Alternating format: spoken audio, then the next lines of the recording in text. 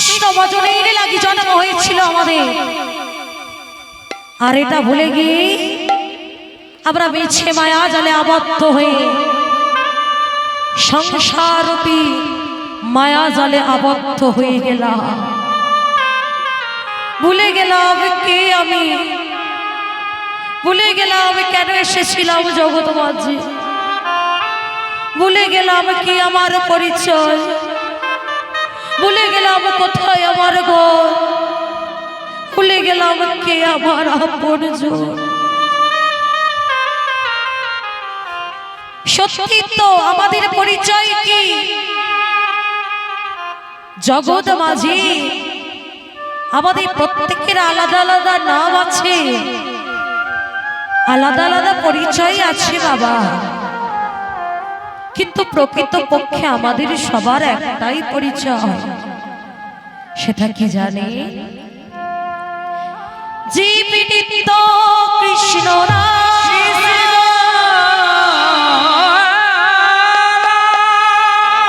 ইহা ভুলি গেল, ইহা ভুলি গেল, যে কারণে মায়া তারি গলেতে বাঁধিল, যে কারণে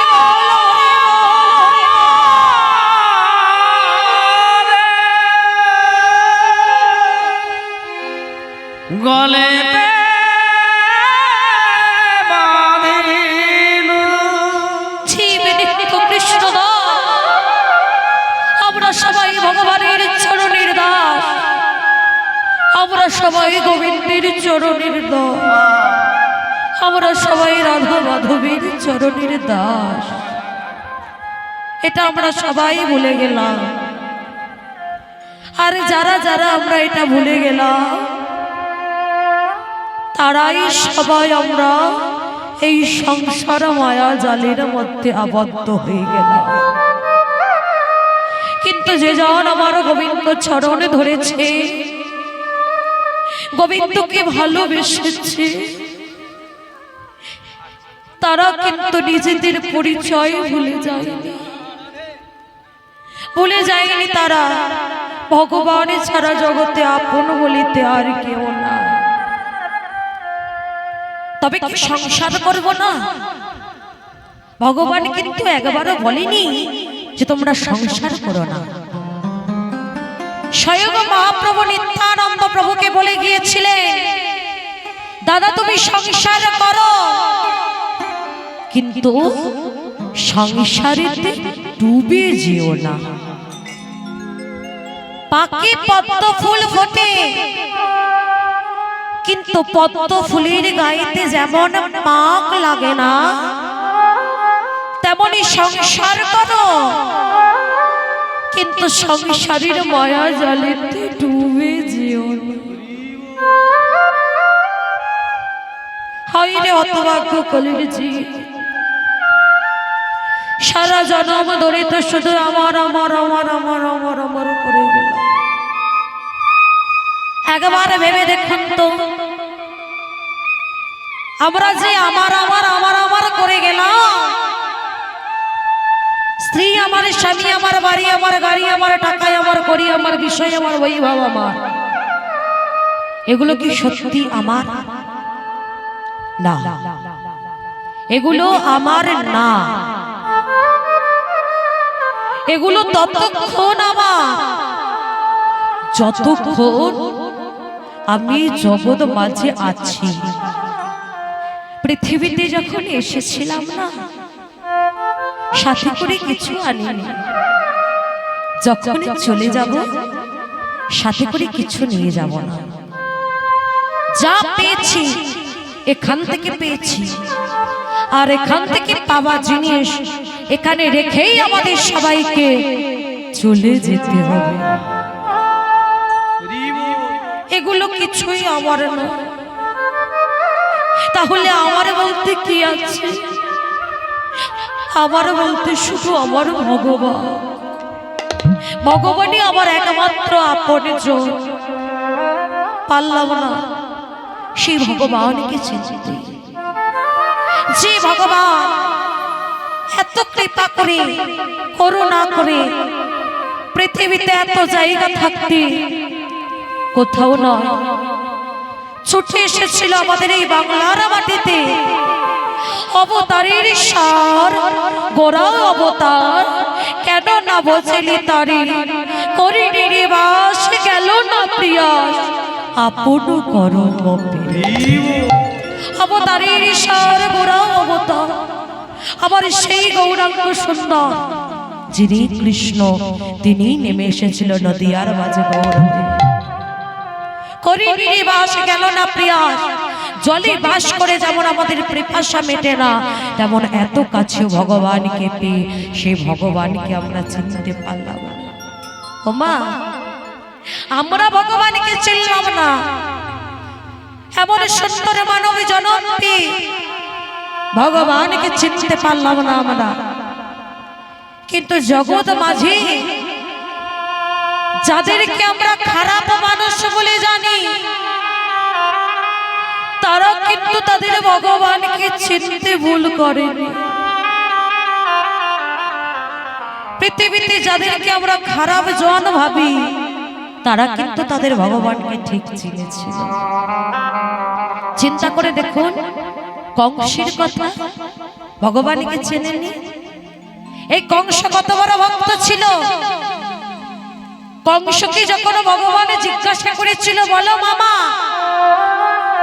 তোমার শেষ ইচ্ছাটা কি কংস বলেছিল কৃষ্ণ রে আমি চাই তুই আমার শ্বাসনালী রোধ করে আমাকে হত্যা কর কেন এই কথা বলেছিল জানেন বাবা কারণ কংস জানতো যদি কৃষ্ণ আমার শ্বাসনালী রোধ করে আমাকে হত্যা করে তাহলে ওকে আমার বুকের ওপরেতে উঠতে হবে আর ও যখন আমার বুকের ওপরে উঠে আমার শ্বাসনালী রোধ করে আমাকে হত্যা করবে আমার নয়নে যুগল ওর বদনের দিকে তাকিয়ে থাকবে শুনেছি যাওয়ার বেলা যদি কেউ তার বদন কান দেখতে দেখতে যেতে পারে তার নাকি যাওয়ার পথ সুন্দর হয় আমি যদি তোর বদন কান দেখতে দেখতে যেতে পারি তাহলে যে আমার এই পাপী জনম উদ্ধার হবে শুধু কি কংস রাবণ রাজার কথা চিন্তা করুন আমরা সবাই জানি রাবণ রাজা একটা খারাপ লোক ছিল খারাপ মানুষ ছিল আচ্ছা বলুন তো রাবণ রাজা সীতামাকে কি সত্যি হরণ করে নিয়ে গিয়েছিল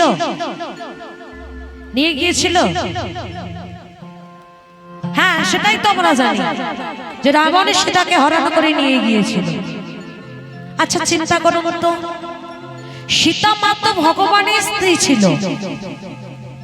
যে ভগবানের কথাই জগৎটা চলে সেই ভগবান কি জানতো না যে আমার স্ত্রী চুরি হয়ে যাবে সব জানতো তবুও যখন সীতামা বলেছিল স্বামী আমাকে সোনার হরিণ ধরে দাও রাবণ রাজা কি ওই সোনার হরিণ সেজে মায়াবী রাক্ষস সেজে সীতামার সামনে দিয়ে চলে গেছিল এটা কি রামচন্দ্র জানতো না সব জানতো রামচন্দ্র জানতো সোনার হরিণ হয় না কি গো সোনার হরিণ হয় ঘোড়ার ডিম হয় এগুলো সব গল্প কথা তাহলে সোনার হরিণ হয় না ওই এক মায়াবী রাক্ষস এটা জানতো তবুও কিন্তু ছুটে গিয়েছিল রামচন্দ্র সোনার হরিণের পিছনে আর এদিকে সীতামা হরণ হয়ে গেল সীতামাকে হরণ করে যখন রাবণ রাজা লঙ্কাপুরীতে নিয়ে গেল রাবণের স্ত্রী মন্দাদরী বলেছিল স্বামী তুমি এটা কাকে এনেছো ভুল করেছো তুমি অপরাধ করেছো যাও ফিরিয়ে দিয়ে এসো সীতামাকে প্রভু রামচন্দ্রের কাছে ফিরিয়ে দিয়ে এসো রাবণের রাজা বলেছিল মন্দাদরী তুমি বোকা তাই তুমি বোঝো না তুমি জানো না আমি আমার এই সীতা মাকে কেন এখানে এনেছি জানো? কি বললি? সীতা তোমার মা? হ্যাঁ, সীতা আমার মা। ও বাবা, বলুন তো, রাবণ রাজা সীতা মাকে হরণ করে কোথায় রেখেছিল? কোথায় রেখেছিল? অশোক কাননে, যেখানে কোনো শোকের স্পর্শ ছিল না। রাবণ রাজা সে কি পারত না ওই সীতা মাকে নিজের কাছে রাখতে? পারত, কিন্তু রাখেনি, রেখেছিল অশোক কাননে। থেকে বোঝা যায় যে ওই রাবণ রাজার কোনো কুমতলব ছিল না। আসলে রাবণ রাজা প্রার্থনা করে এনেছিল সীতা মাকে। রাবণ রাজা যে সীতা মাকে নিয়ে এলো আস্তে কথা নয়। সীতা মা ছিল রামচন্দ্রের শক্তি। রামচন্দ্রের শক্তিকে হরণ করে নিয়ে আসার ক্ষমতা ওই রাবণের ছিল না। যদি রামচন্দ্র নিজে অনুমতিটা না দিত, এই রামচন্দ্র নিজে বলেছিল সীতা মাকে হরণ করে নিয়ে যাওয়ার জন্য। কবে জানি? যেদিন রাম সীতার বিবাহ হয়েছিল, সীতা মা অযোধ্যায় আসার পর না কোনো খাবার স্পর্শ করে, না কোনো জল স্পর্শ করে। দশরথ রাজা এসে বলেছিল, সীতা, আমি শুনছি তুমি নাকি আমার রাজ্যে কিছু খাচ্ছ না। কি হয়েছে মা, তুমি কিছু খাচ্ছ না কেন? সীতা মা সেদিন বলেছিল, বাবা, আপনি জানেন না কেন আমি খাচ্ছি না? আমি তো ভাবলাম আপনি বুঝতে পারবেন কেন খাচ্ছি না। না মা, আমি বুঝতে পারছি না, তুমি বলো কেন তুমি খাচ্ছ না? কি অপরাধ আমার? বাবা, আপনি একটা ব্রাহ্মণ পুত্রকে হত্যা করেছে, মনে নাই? অন্ধমুনির পুত্র সিন্ধুকে হত্যা করেছিলেন আপনি। অন্ধমুনি অন্ধ ছিল, সন্তান সিন্ধুকে বলেছিল, খোকা জানা বাবা, আমার জন্য একটু জল নিয়ে আয়। সিন্ধু যখন সরোবরে জল আনতে গিয়েছিল বাবা, কলসিতে জল ভরতে গেলে মা দেখবেন কলকল কলকল একটা শব্দ হয়। কলসিতে যখন জল ভরছে কলকল কলকল শব্দ হচ্ছে, এদিকে দশরথ রাজা চিন্তা করলো সরোবরে বুঝি কোনো হরিণ এসেছে জল পান করতে। তাই দশরথ রাজা ওই শব্দবেদী বাণ নিক্ষেপ করলো। আর যেই না শব্দবেদী বাণটা নিক্ষেপ করলো, ওই বাণ এসে অন্ধমুনির পুত্র সিন্ধুকে হত্যা করেছিল। বাবা, আপনি এক ব্রাহ্মণ পুত্র হত্যা করেছে, তাই আমি আপনার রাজ্যে জল স্পর্শ করব না। কিন্তু সীতা, আমি তো জানতাম না, আমি ভুল করে হত্যা করে ফেলেছি। ভুল হোক আর যা হোক, অপরাধ তো অপরাধী হয়। কি গো মায়েরা, আমরা কি বলি, না জানে অপরাধ করলে কিচ্ছু হয় না, কোনো অপরাধ হয় না, তাই না? আমরা কথায় কথায় এটাও বলে থাকি যে না জেনে যদি বিষ পান করে তাতেও নাকি মরণ হয় না, তাই তো? আচ্ছা, না জেনে বিষটা একবার পান করে দেখুন তো, দেখি কি করে মৃত্যু না হয়। হ্যাঁ, না জেনে বিষ পান করলে নাকি হজম হয়ে যায়। অপরাধ অপরাধী হয়, ভুল করে অপরাধ করলেও আপনি অপরাধ করেছেন। তাই আমি আপনার রাজ্যে জল স্পর্শ করব না। মা সীতা, তাহলে বলো কি করলে আমার পাপের প্রায়শ্চিত্ত হবে? বাবা, আপনার রাজ্যে এমন কোন ব্রাহ্মণকে সেবা দিতে হবে যে ব্রাহ্মণ কখনো কারোর বাড়িতে এক গ্লাস জলও খায়নি। আর সেই ব্রাহ্মণ কোনোদিন মিথ্যে কথা বলেনি। এমন ব্রাহ্মণকে যদি আপনি সেবা দিতে পারেন তবে আপনার পাপের প্রায়শ্চিত্ত হবে, নতুবা না। কথা মতো দশরথ রাজা লোক পাঠিয়ে চারিদিকে তেমন ব্রাহ্মণের সন্ধান করলো, কোথাও পেল না সেই ব্রাহ্মণকে। অবশেষে সীতা মার কাছে এসে বলেছিল, মা সীতা, এমন ব্রাহ্মণের সন্ধান আমি পেলাম না, তুমি কি জানো এমন ব্রাহ্মণের সন্ধান আছে তোমার কাছে? বাবা, হ্যাঁ আমি জানি, তবে বলো কে সে? সে হলো লঙ্কা রাজা রাবণ রাজা। বেশ, তাই হবে। ওই দশরথ রাজা রাবণ রাজাকে চিঠি লিখেছিল, ওই চিঠি পেয়ে রাবণ রাজা এসেছিল অযোধ্যায়। দশরথ রাজা নিজের হাতে ওই রাবণকে সেবা দিয়েছিল। আর দেখবেন মা, সেবা অন্তে যদি কোনো ব্রাহ্মণ বৈষ্ণবকে গৃহীতে সেবা দেওয়া হয়, সেবা অন্তে তাকে দক্ষিণা দিতে হয়, দিতে হয় না? যদি কারোর বাড়িতে কেউ এসে একটু ভিক্ষা চায় বা সেবা পেতে চায়, আমি আপনাদের কাছে করজোড়ে বলে যাচ্ছি, কেউ কিন্তু তাড়িয়ে দেবেন না। যে যেমন পারবেন তাদেরকে সাহায্য করবেন, তাদেরকে সেবা দেবেন। বলি ভক্তির মধ্যে নাকি ভগবান লুকিয়ে থাকে। এই যে মুরারিপুর হরিবাসর, ঐতিহ্যময় হরিবাসর, এখানে অনেক বড় বড় কীর্তনিয়ারা কীর্তন গায়। আর আপনারা খুব ভালো করে জানেন, বড় বড় কীর্তনিয়াদেরকে আনতে গেলে বড় বড় টাকাও দিতে হয়, তাই না?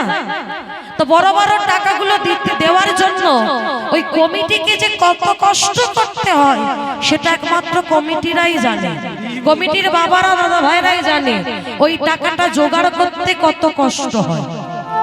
এই যে আমাদের ওই জেঠু খুব ভালোবাসে আমাকে, অঙ্গন জেঠু আমাকে খুব ভালোবাসে।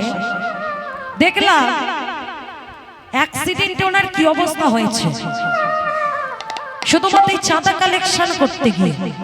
তাহলে চিন্তা করুন, এক একটা কমিটির বাবারা দাদা ভাইরা তাদের জীবনের ঝুঁকি নিয়েও একটা হরিবাসর চালানোর জন্য কত না কত কষ্ট করে, কোথায় না কোথায় ঘুরে বেড়ায়। এই রোদে রোদে ভিক্ষার ঝুলি নিয়ে দাঁড়ে দাঁড়ে ঘুরে বেড়ায়, কিছু ভিক্ষা দাও, কিছু ভিক্ষা দাও। কেন না? গোবিন্দের নাম গুণগান করব। তাহলে বাড়িতে যদি কেউ যায় সাহায্যের জন্য, অবশ্যই তাকে সাহায্য করবেন, বিমুখ করবেন না কখনো। সেবা অন্তে ব্রাহ্মণ বৈষ্ণবকে দক্ষিণা দেওয়া হয়। দশরথ রাজা রাবণ রাজাকে বললেন, বলুন সেবা তো দিলাম, এবার আপনার কি দক্ষিণা চাই? আপনি যা দক্ষিণা চাইবেন আমি আপনাকে তাই দেব। সেদিনে রাবণ রাজা বলেছিল, দশরথ আমি অন্য কিছু চাই না, শুধু একবার আমি সীতা মার সাথে দেখা করতে চাই। বেশ, এই কে কোথায় আছো? একবার এই রাবণকে সীতা মার সাথে দেখা করিয়ে দাও। সীতা মার সাথে যখন দেখা করতে গেল, ঘরের দরজাটা বন্ধ করে নত জানো হয়ে বসে করজোড় করে সীতা মার কাছে বলেছিল, হে জনক দুলালী, হে সীতা মা, হে রামী ঘরণী, তোমার কাছে আমি কিছু চাই। বলুন কি চান আপনি আমার কাছে? আমি চাই কি, আমি যেন রামের হাতে মরতে পারি, আমি যেন রামের হাতে মরতে পারি, মরতে পারি। এই আশীর্বাদ করো জনক দুলালী, রামের হাতে মরতে পারি। এই আশীর্বাদ করো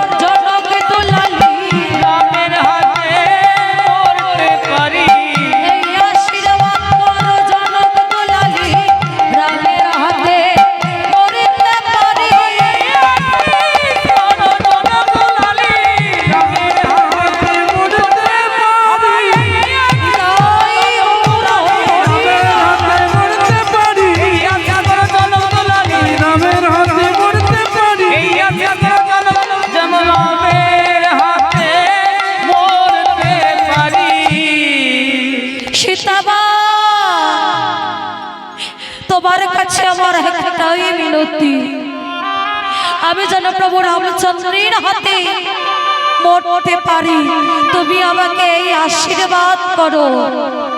সেদিন সীতামা বলেছিল, দাঁড়ান, আমি বলতে পারবো না, আমি আমার স্বামীকে ডেকে দিচ্ছি, আপনি আমার স্বামীকে বলুন। রামচন্দ্রকে যখন ডাকা হলো, রাবণের রাজা করজোড়ে রামচন্দ্রকে বলেছিল, প্রভু গো, আমি যেন তোমার হাতে মরতে পারি দয়াময়, জন্মালেই যে মরিতে হয়, কিন্তু কজন তোমার হাতে মরতে পারে, আমি যেন তোমার হাতে মরতে পারি। ভক্তবাঞ্ছা কল্পতরু ভগবান বলে উঠল, রাবণ, তোমার মনের বাসনা পূর্ণ হবে। আমি যখন 14 বছরের জন্য বনবাসে যাব, 11 মাসের জন্য তুমি আমার সীতাকে তোমার লঙ্কাপুরীতে নিয়ে যাবে। কারণ তুমি সীতাকে যদি লঙ্কাপুরীতে না নিয়ে যাও, তোমার রাজ্যে কখনো লক্ষ্মীশ্রী প্রতিষ্ঠা হবে না। লক্ষ্মীশ্রী প্রতিষ্ঠা না হলে তুলসী বৃক্ষ রোপণ হবে না। যদি তুলসী বৃক্ষ রোপণ না হয়, মহোৎসব হবে না। যদি মহোৎসব না হয়, মহাপ্রসাদ হবে না। যদি মহাপ্রসাদ না হয়, ভক্ত সেবা হবে না। যদি ভক্ত সেবা না হয়, ভক্তি হৃদয়েতে ভক্তি জন্ম নেবে না। আর ভক্তি হৃদয়ে ভক্তি জন্ম না নিলে তোমার এই লঙ্কাপুরী কোনোদিন উদ্ধার হবে না, উদ্ধার হবে না, উদ্ধার হবে না। মন্দাদরি কেঁদো না, চোখের জলটাকে বাঁচিয়ে রাখো। দেখো আমি কাঁদছি না, তবে আমি কাঁদবো কবে জানো? যেদিন আমার প্রভু রামচন্দ্র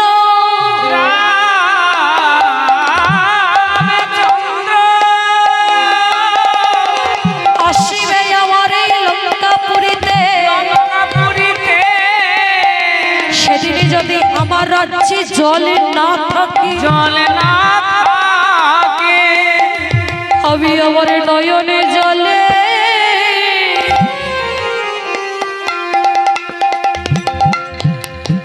প্রভুর চরণে ধোয়ায়ে দেব। প্রভু গো,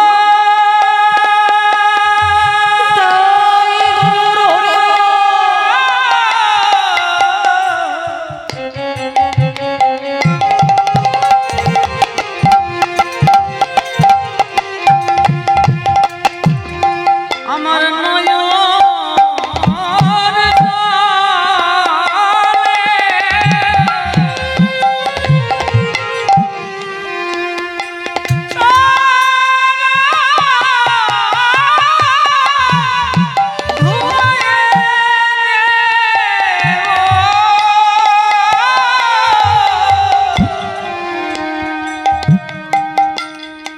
আমার নয়ন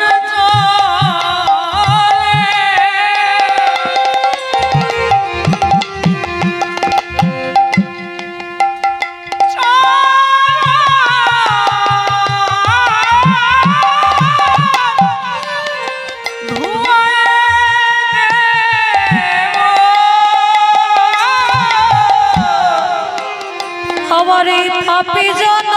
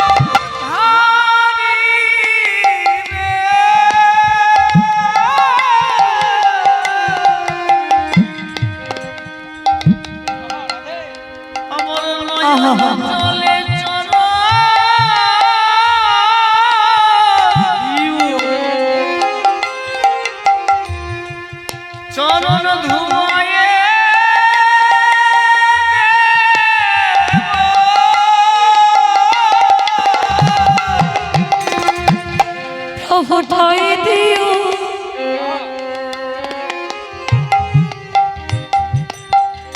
ওই রাগাছ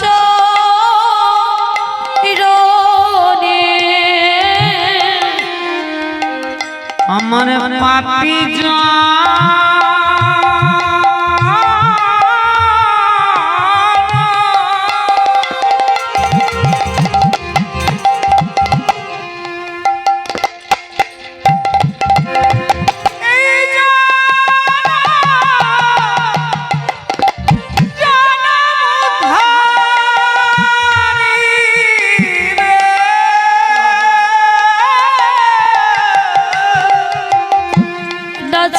আমি কত অপরাধ করিয়াছি,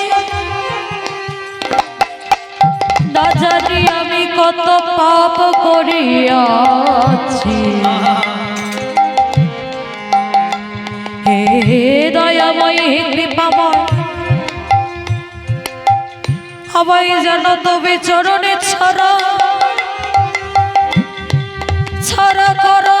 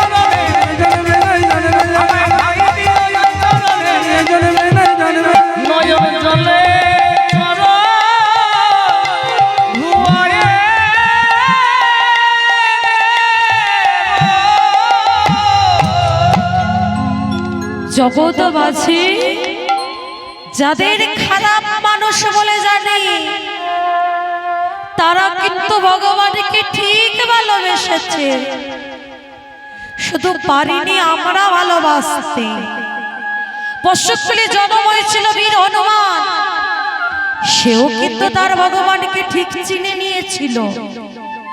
বৃন্দাবনের গাভীরা তারাও কিন্তু তাদের ভগবানকে চিনে নিয়েছিল। পশুকুলে যারা জন্ম নিল তারা তাদের ভগবানকে চিনে নিল। রাক্ষস কুলে যারা জন্ম নিল তারা তাদের ভগবানকে চিনে নিল। আর আমরা এমন সুন্দর মানব জন্ম পেয়ে ভগবানকে চিনলাম না। যে ভগবান আজ থেকে প্রায় 550 বছর পূর্বে আমাদের মতো জ্ঞানন্দ কলির জীবকে ভালোবেসে ব্রজ থেকে নদিয়ায় নেমে এসেছিল গৌর হয়ে, বলেছিল কলির জীবের দিকে তাকিয়ে, এক আনন্দ কলির জীব, তোমাদের জন্য যে হরিনাম কৃষ্ণ নাম নিয়ে এসেছি, আজ আমি বলে যাচ্ছি, পৃথিবীতে আছে যত নগরাদি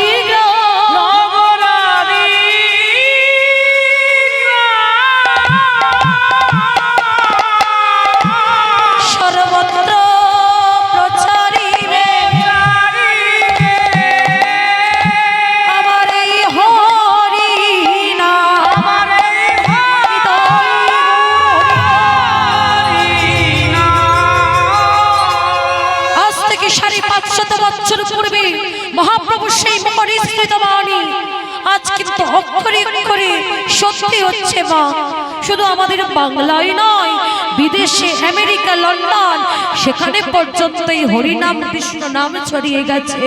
সেখানের মানুষেরাও ছুটে আসে বাংলার মাটিতে, বাংলার মাটিতে প্রণাম করে। আর তারা বলে তাদের আক্ষেপ, হে ভগবান, তুমি কেন আমাদের দেশে এলে না?